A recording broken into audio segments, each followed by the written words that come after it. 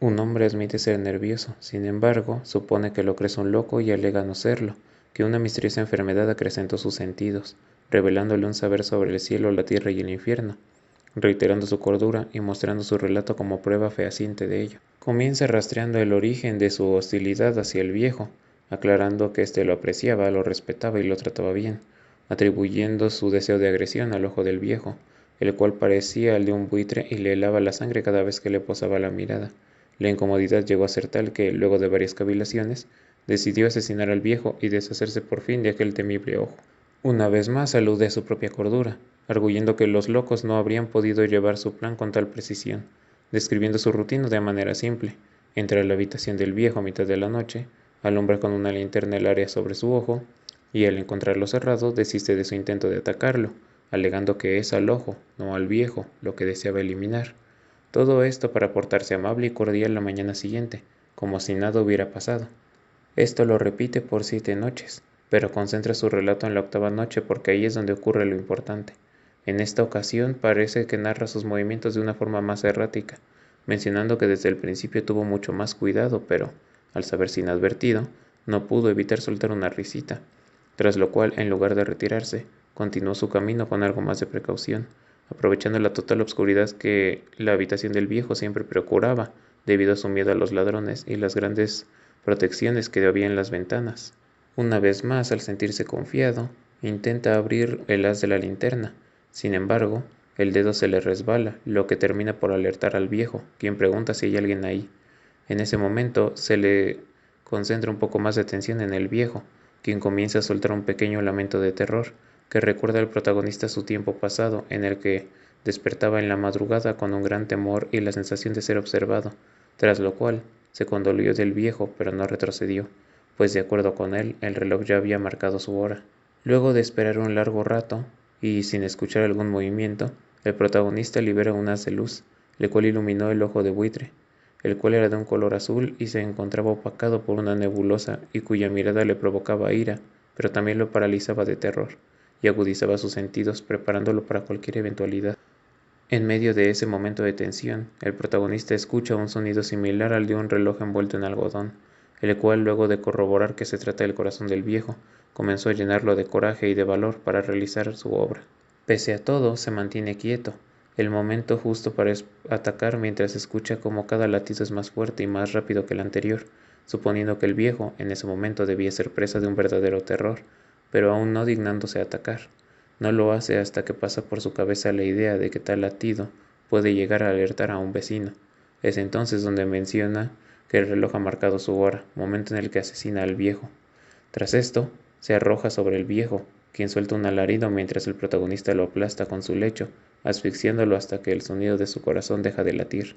Es entonces cuando examina el cuerpo y comprueba la definitiva muerte del viejo, sintiéndose aliviado por liberarse de aquel ojo.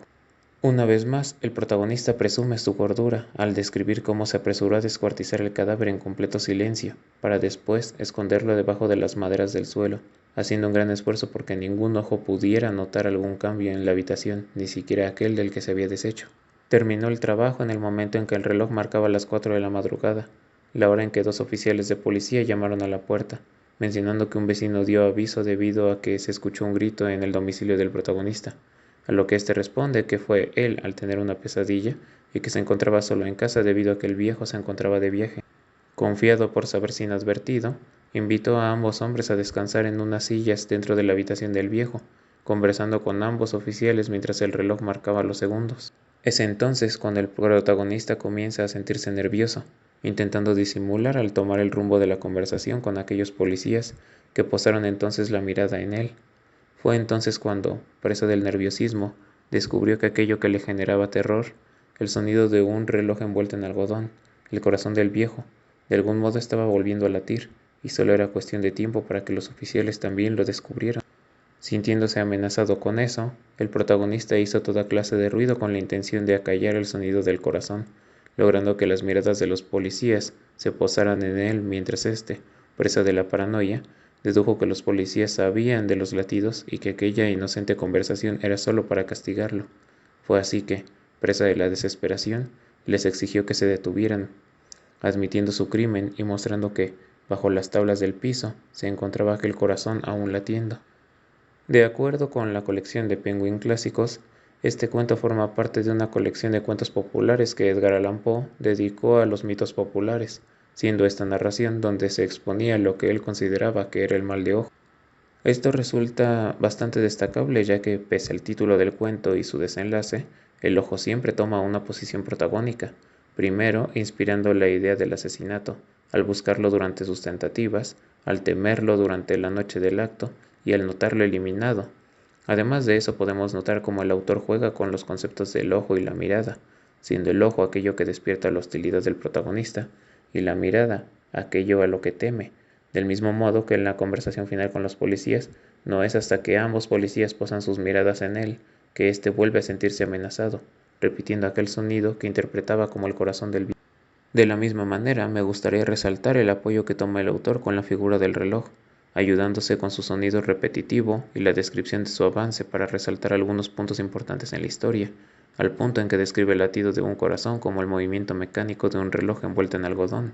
Por último, me gustaría resaltar esta relación complementaria y antagónica con la que se sirve el autor al usar los pares ojo-mirada y sonido-escucha, donde comenzamos haciendo alusión a los sentidos aumentados del protagonista, dando más importancia al oído, para luego pasar al elemento del ojo y la mirada, complementando ambos pares en las tentativas y volviendo a separarse en el momento del acto, en donde el escucha y la mirada parecen estar en una lucha frenética por imponerse por encima de la otra, siendo el detonante principal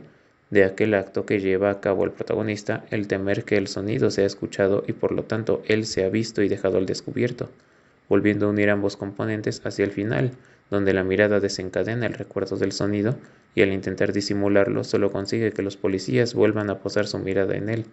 Sin duda, este es un cuento que sabe apoyarse de todos sus elementos y sabe acomodarlos de forma tal que el efecto deseado se logre de la mejor manera posible. El texto del Corazón delator es un ejemplo perfecto de cuento breve y uno de los cuentos por los que Edgar Allan Poe es un autor tan conocido y referenciado al hablar de la literatura de terror. Lo breve del relato, aunado a lo rápido del ritmo y lo vago de algunas descripciones, hacen que el cuento pueda leerse rápido y genere un buen efecto de miedo y tensión en el espectador. Es un cuento que sabe aprovechar los elementos y no se encasilla solamente en aquel cuya temática lo inspira, por lo que no llega a ser cansado ni repetitivo. De ahí que este sea uno de mis cuentos favoritos de Edgar Allan Poe.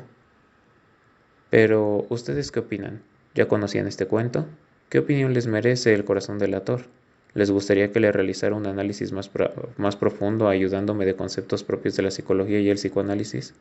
Déjenme sus respuestas en los comentarios y si les gustó este video no olviden darle like y si quieren estar al pendiente de una segunda parte o me quieren dejar alguna sugerencia de un tema a abordar, no olviden suscribirse y de esa manera sabrán el momento exacto en el que el video esté listo. Sin más que decir, me despido. Les habló Danager, el tejedor psicoliterato, y nos veremos en un próximo video. Adiós.